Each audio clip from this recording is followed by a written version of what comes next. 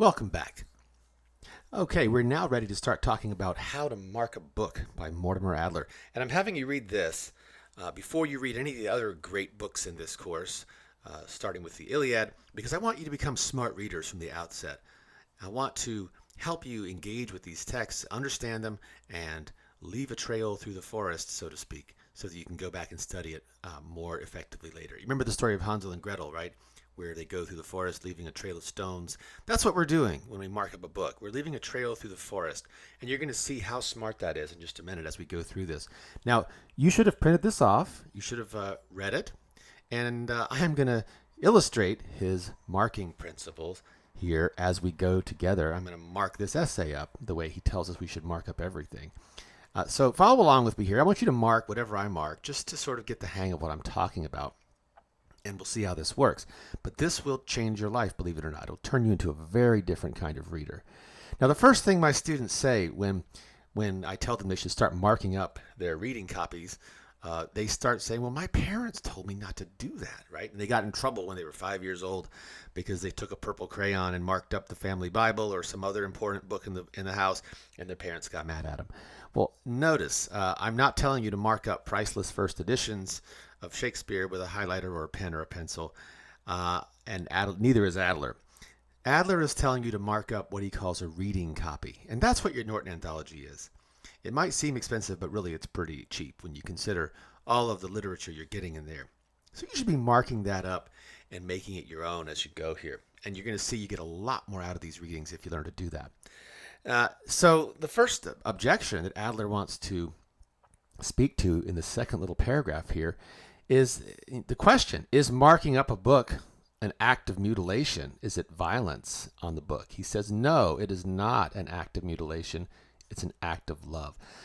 What does he mean by love? He means an act of affection. It's an act of engagement. You are in a relationship with this text in a sense. So this is what marking will help you to realize. Now, he gives you this analogy here in the second or the fourth paragraph that really it's like digesting, he says, a piece of beef or something, other kind of food down in this paragraph here. So think about that as well. Marking is a way of internalizing the text you're reading, okay? So all those things should make this more appealing to you. I think he really gets into it on the second column here on the first page, in this paragraph beginning, why is marking up a book indispensable to reading? Do you see where we are? I am going to go ahead and mark that paragraph. Put a little bracket here. You might wish to do the same, just like that. That's a really key paragraph. And why is that so important? Let's read it together. Why is marking up a book indispensable to reading? Notice he says it's indispensable. I want to underline that. It means necessary. First, it keeps you awake. Now, whenever a writer says first, I am going to put a little 1 in the margin and circle it, because he's going to give me a sequence of ideas here. So number 1, it keeps you awake. What's the most important word there? I'll give you one guess. It's the word awake. Let's circle that. So first, it keeps you awake. That helps. You can't read if you're asleep. And I don't mean merely conscious. I mean awake. He means mentally awake, right? Reading with your mind, your emotions, your spirit, your soul, all of you. So let's wake up and become active readers, which brings us to the second. He says, in the second place, I'm going to put a 2 here now. Reading, if it is active, is thinking. And thinking tends to express itself in words, spoken, or written. And I think the most important word there is active. We want to be active readers, meaning that we are thinking actively. Yep, in words, on the page. The marked book is usually the thought-through book. Finally, and this is number 3. He didn't say 3, but we know it's 3. Writing helps you remember the thoughts you had or the thoughts the author expressed. Let me develop these 3 points. So what's the most important word in that sentence? It helps you do what? Circle it. Helps you remember. You see what we just did? We just marked up Adler's text about marking by highlighting the 3 points he made and circling the most important words. 1, keeps you awake. 2, keeps you active. 3, helps you remember. Isn't that paragraph a lot clearer now? Understanding what he's saying? So that's a little example of how to do precisely what he's recommending. Let's move along here. He goes down and talks about a few other ideas on what it means to be an active reader in these next couple of paragraphs. And I want to flag something in passing in this, I guess it's the fourth paragraph down. Yeah. He says the President of the University of Chicago used to read how? With a pencil. You see that word in the middle of the paragraph? Circle that word pencil. And I just want to say something really quickly about that. In my opinion, reading with a pencil is the best way to read, not a pen, not a highlighter. Highlighters are fine. Use them if you want. Pens are fine. Use them if you want. But highlighters basically just say, come back and read this again. They don't really help express your ideas, you see. So I would say if you're going to read with a highlighter, at least read with a pencil as well. And why not a pen? Well, pens are permanent and they're going to make you more hesitant to mark something. You're going to be like, well, is it really worth it? Should I mark that? Pencil, you can write it, you can erase it, and it's ultimately a more flexible medium, and it'll make you, I think, a more liberal marker, if you want to put it that way. You'll mark more freely if you do it in pencil. So go ahead and try using pencil, but do what works for you at the end of the day. Okay, so why is writing necessary? We're going to keep going, and on the second page here, we're going to go a little deeper. He says, when you write something, it stays there forever. And look at the top of the second page here. You can pick the book the following week or year, and there are all your points of agreement, disagreement, doubt, and inquiry. It's like resuming an interrupted conversation. I'm going to circle that word and go ahead and circle that. It's like resuming a conversation with the advantage of being able to pick up where you left off. And so, why is that word so important? Let's look at this next paragraph, and I'm going to really flag this one. And that is exactly what reading a book should be, a conversation. Circle it again, between you and the author. Presumably, he knows more about the subject than you do. Naturally, you'll have the proper humility as you approach him. But don't let anybody tell you that a reader is supposed to be solely on the receiving end. Understanding is a two-way operation. Learning doesn't consist in being an empty receptacle. I'm going to circle doesn't consist in being an empty receptacle. And don't you feel like that's how students are often treated? You guys are sort of like these buckets and I'm just dumping information into you? Or like you're some kind of thumb drive and I'm just uploading information onto you and then you're going to turn around and download it onto the exam and get a grade. That is a very boring way to understand learning. And in fact, it's not learning at all. There's no real understanding there, right? You're not a computer, all right? So, writing is going to help overcome that. The learner has to question himself and question the teacher. He even has to argue with the teacher once he understands what the teacher is saying. Marking a book is literally an expression of differences or agreements with the author. Does that make sense? So this is going to overcome the database model of learning into a more living, breathing model of conversation. All right, now he goes through these 7 ways. I'm going to touch them very briefly here. 7 ways to mark a book, and we've already done a lot of them. Underlining or highlighting major points. You've already done that, right? Underlining. Highlighting is fine, but I would say use your pencil. It's a little easier. Vertical lines at the margin. That means either a line like that or maybe sometimes a bracket, as you see me doing like that, and that says look at this whole piece. A star, asterisk, or other doodad at the margin. This is the one I love. To be used sparingly. Don't do a lot of these. But when you find a really important paragraph, something you really like, that's when I do one of these guys. Yeah. So say, for example, up here with this conversation paragraph, I think that's so important I would probably give that a star, just like that.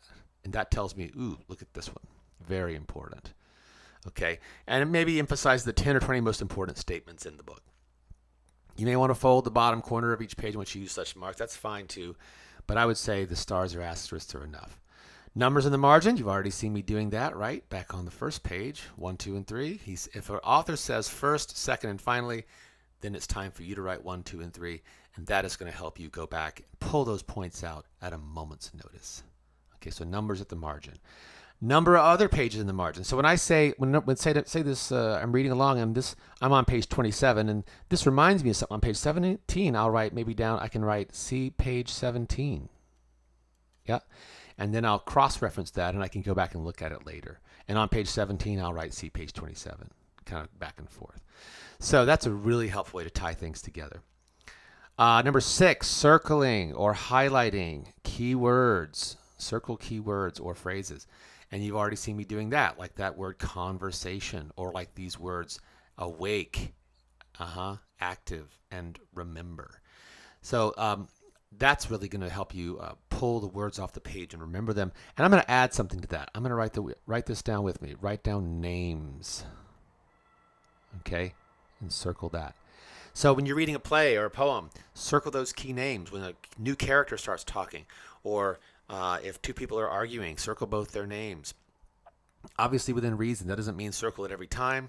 We're going to get to that in just a second.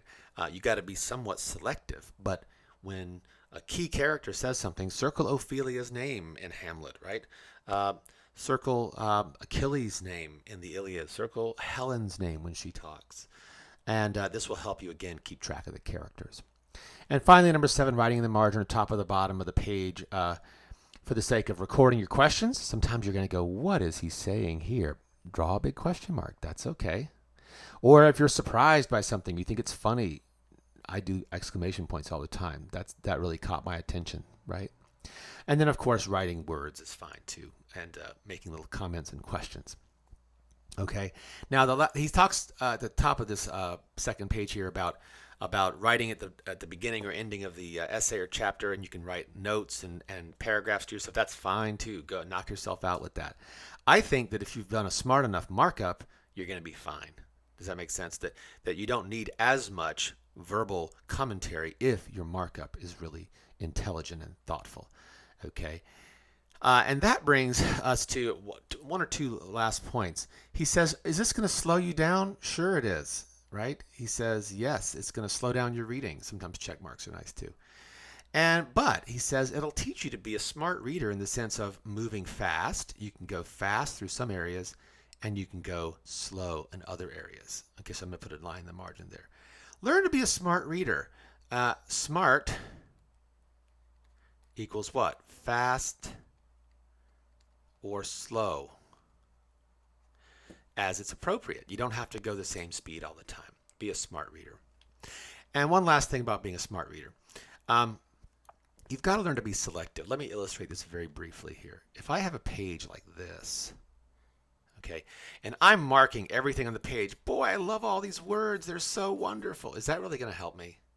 No, that's not helpful. I'm underlining too much. You understand? What if I have a page like this and I say, well, that word's kind of cool. Is that really a good way to mark a book? No, that is too little. Too much, too little. In fact, I'll even just say, I'll put a plus sign here. Put a minus sign here. Where do you want to get? Let's get to just right. When you're reading, you want to be marking, say, 2 or 3 things per page. Like, ooh, that's an important name there. Ooh, I like that paragraph. And ooh, that sentence really stood out to me. 2 or 3 things per page is a good number. Now, what that's going to do is create a good study guide when you go back and see these 3 things jumping off the page at you. Maybe some pages you'll have 4 or 5 things. Yeah. Maybe some pages you will only have 1 or 2. But try to find that middle place, where it's just right, and you will become a smart reader. One final note about this. Not only is this going to make your book into a study guide, but if you go through, let's say you got these little bracketed paragraphs, let's say that really stood out to you. Yeah, I really like that. And you go through and find like 3 of these passages. That's going to be a great way to write a paper. Just go pull those starred passages out, type them out on a piece of paper, look at them, and you've got your paper topic handed to you on a silver platter. Okay, so that is how to mark a book. We're gonna become smart readers. I want you to think about this as we engage in some of these text marking assignments I'll be giving in subsequent videos. So you're going to go in and mark up your text and email it over to me, and I'll be able to give you some guidelines on your markups. Okay, that does it then for how to mark a book by Mortimer Adler, and I will talk to you in the next video.